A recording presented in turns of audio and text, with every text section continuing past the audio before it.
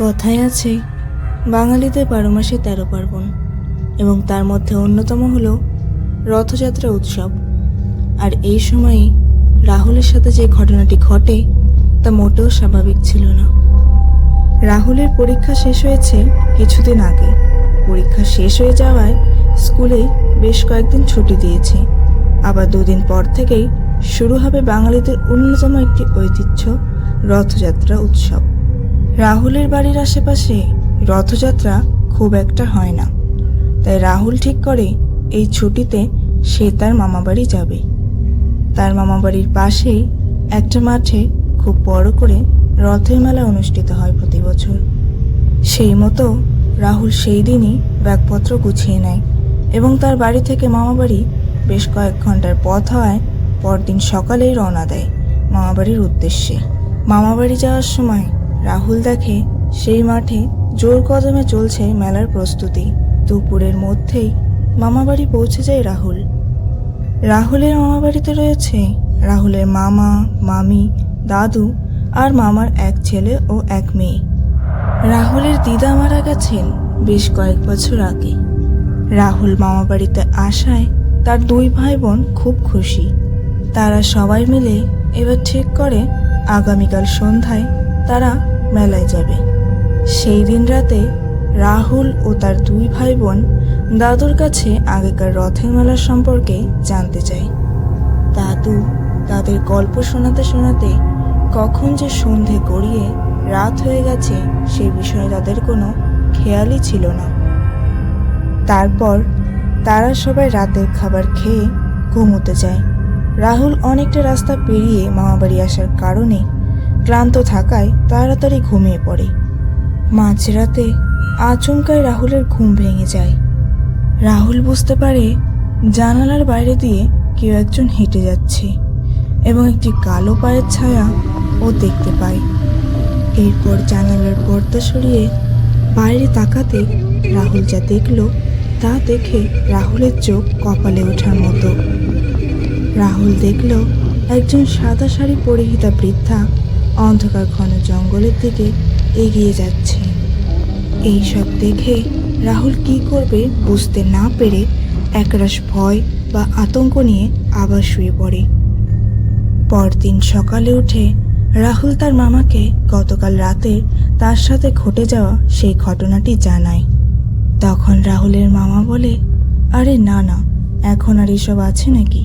তোমার মনের ভুল। ওসব ভূত বলতে এখন আর কিছুই নেই। তখন রাহুল ভাবল সত্যিই হয়তো এটা তার মনের ভুল। তাই সে আর কথা না বাড়িয়ে তার ভাই বোনকে নিয়ে সকালেই একবার মেলার মাঠ দিয়ে ঘুরে আসে। দেখে মেলার অনেক আয়োজন, অনেক দোকানপাট, নাগরদোলা, আরও কত কি। এত কিছুর মাঝেও রাহুলের মনের ভেতরে একটা আতঙ্ক যেন থেকেই গেছে। রাহুলের বাড়ি ফেরার সময় তার সামনে দিয়ে আচমকাই একটা হাওয়া বয়ে যায় এবং রাহুল অনুভব করে তার পেছনে যেন কেউ তাকে অনুসরণ করছে। এই বিষয়ে তার ভাই বোনকে জিজ্ঞেস করলে তারা বলে, কই, কে অনুসরণ করছি? কেউ তো নেই। আর এই সময় কেই বা আমাদের অনুসরণ করবে?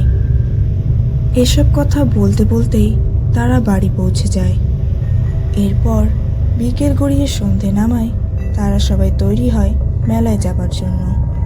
এত আনন্দের মাঝেও রাহুলের মনের মধ্যে কোথায় একটা যেন ভয় রয়েই গেছে। যাই হোক, এরপর তারা রওনা দেয় মেলার উদ্দেশ্যে। তারা মেলায় পৌঁছে দেখে মেলায় প্রচুর দর্শনার্থীর সমাগম। এমনকি দূর দূরান্ত থেকে দর্শনার্থী এসছে মেলা দেখতে। এরপর তারা সবাই মিলে মেলা পরিক্রম করতে থাকে। এমন সময় ঘটে বিপত্তি। প্রচণ্ড ভিড়ের কারণে রাহুল তাদের থেকে বিচ্ছিন্ন হয়ে যায়। তারা রাহুলকে পুরো মেলা চত্বরে খুঁজে না পেয়ে ভাবে রাহুল হয়তো আমাদের না পেয়ে বাড়ি ফিরে গেছে। এই ভেবে তারাও বাড়ির দিকে রওনা দেয়। রাহুল এদিকে কি করবে বুঝতে না পেরে মামার বাড়ি ফেরার সিদ্ধান্ত নেয়। রাত তখন অনেকটাই হয়ে গিয়েছিল। তাড়াতাড়ি মামাবাড়ি পৌঁছে যাওয়ার জন্য রাহুল একটি জঙ্গলের রাস্তা ধরে।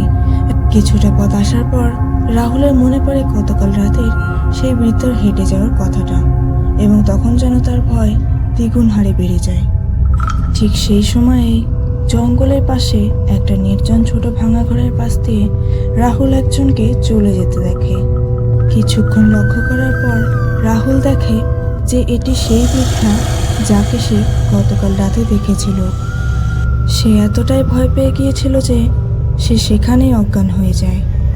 এরপর রাহুলের মামা মামি বাড়ি ফিরে দেখে রাহুল তখনও বাড়ি ফেরেনি। রাত গড়িয়ে সকাল হয়, কিন্তু তখনও রাহুল বাড়ি না ফেরায় এবার তাকে খুঁজতে বেরোয় তার মামা।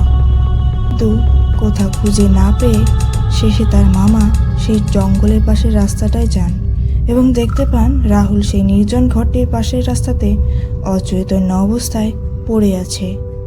তিনি সেখানে যান এবং সেই ভাঙা ঘরটি দেখে বুঝতে পারেন এটি সেই ঘর যে ঘরে পারিবারিক অশান্তির কারণে তার মা গলায় দড়ি দিয়ে আত্মহত্যা করেছিলেন। তখন তার মামা আর কিছু না ভেবে তাকে বাড়ি নিয়ে আসে। বাড়ি নিয়ে আসার পরেও রাহুলের জ্ঞান না ফেরায় খবর দেওয়া হয় রাহুলের বাবা মাকে। বাড়ি ঢোকার ঠিক আগে রাহুলের মা লক্ষ্য করেন রাহুলের মামা বাড়ির দিকেই আসছেন এবং সাথে একজন তান্ত্রিকও আছেন। এমনটা দেখে রাহুলের মায়ের মনে দুশ্চিন্তা শুরু হয়।